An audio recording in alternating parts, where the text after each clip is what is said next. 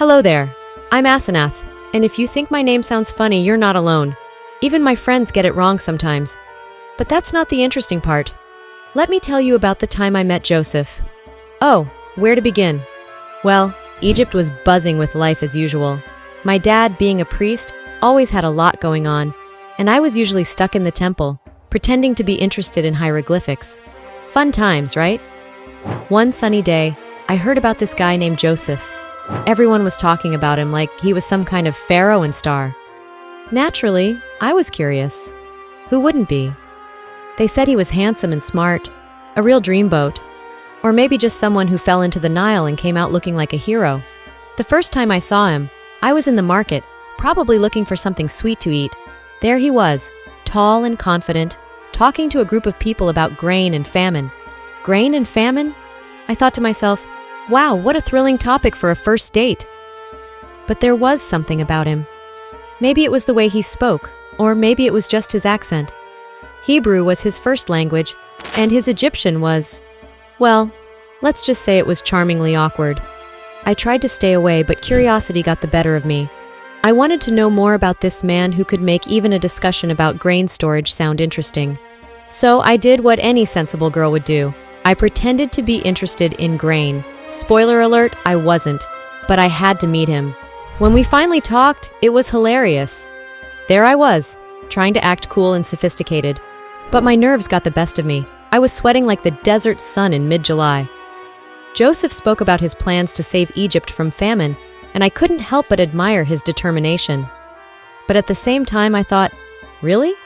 This guy thinks he can solve a famine? Good luck with that. Despite my initial skepticism, I found myself wanting to know more. Joseph had a way of making everything seem possible, even if it involved endless talks about grain.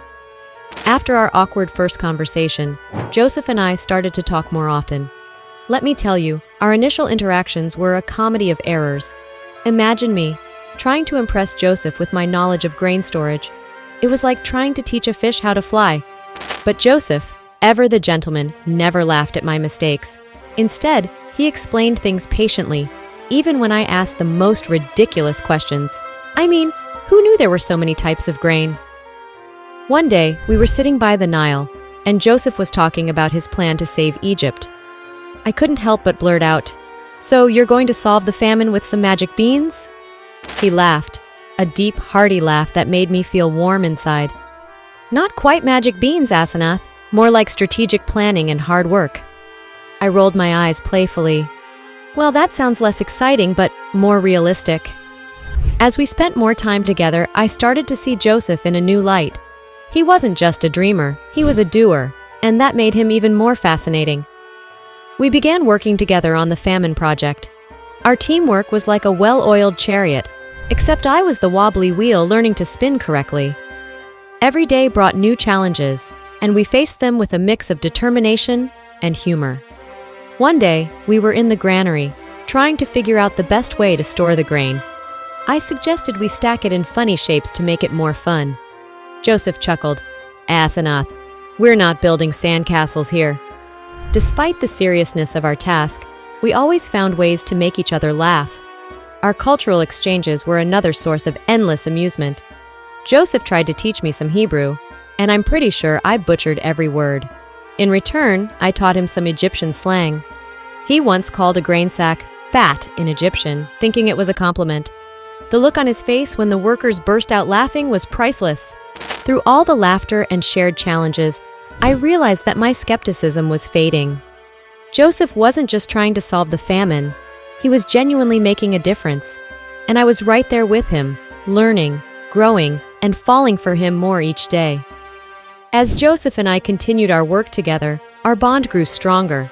It was clear that we were more than just partners in tackling the famine. We were becoming inseparable. Who would have thought that a project about grain storage could lead to such a deep connection? Certainly not me. Our story was anything but typical, and that made it all the more special. One memorable day, we faced a particularly tough challenge. A shipment of grain was delayed, and people were starting to panic. "We're trying to stop a sandstorm with a tiny umbrella," I exclaimed, throwing my hands up in exasperation. Joseph, always the calm one, smiled and said, Then we'll just have to make a bigger umbrella." His optimism was contagious, and together we devised a plan to manage the delay. It wasn't perfect, but it worked, and we celebrated our small victory with a laugh. Our relationship wasn't just about solving problems, though. It was about finding joy in the midst of chaos. Joseph had a knack for turning even the most mundane tasks into something fun. One day, while counting sacks of grain, he started making up silly songs about our work. I couldn't help but join in, and soon we were laughing so hard we could barely stand. But it wasn't all fun and games. We faced real challenges and tough decisions.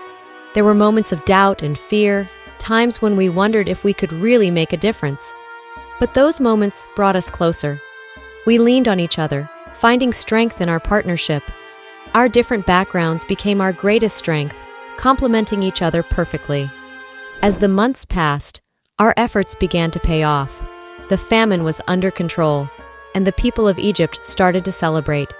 The city was alive with joy, like it was the Pharaoh's birthday times 10. Amidst the celebrations, Joseph and I took a moment to reflect on our journey. Who knew love could blossom over discussions of crop rotations? I joked, and Joseph laughed, pulling me into a hug. Our story might not have been a typical fairy tale, but it was uniquely ours. Filled with laughter, hard work, and an endless supply of grain, it was a journey I wouldn't trade for anything.